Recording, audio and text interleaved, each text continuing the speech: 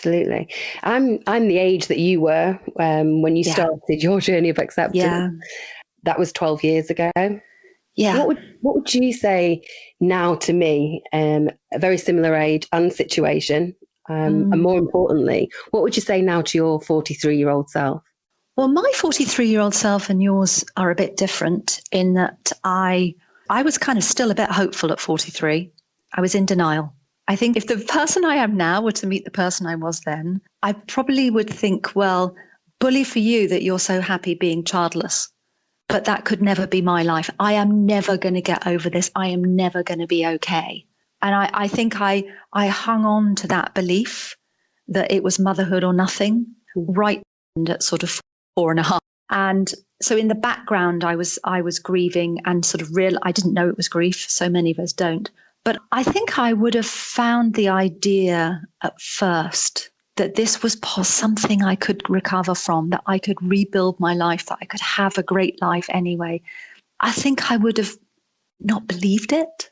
And so the advice, I mean, you're in a different place because, you're doing this podcast, you've read my book, you've been engaging and questioning yourself around this issue for a while. So your mind is open.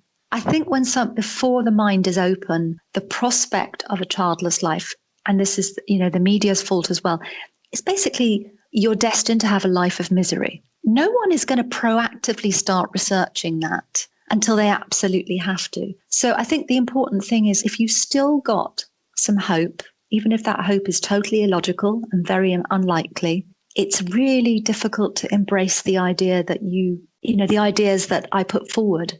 And so if I was speaking to a 43-year-old who was like me, I would just listen to her and I would just be really kind and really understanding, and I wouldn't try and fix her pain.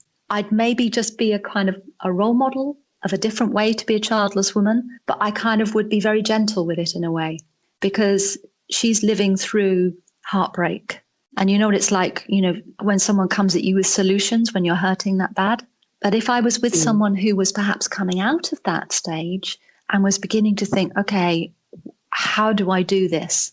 Then I would have very different answers. But at all times, I think it's actually just listen and be incredibly kind.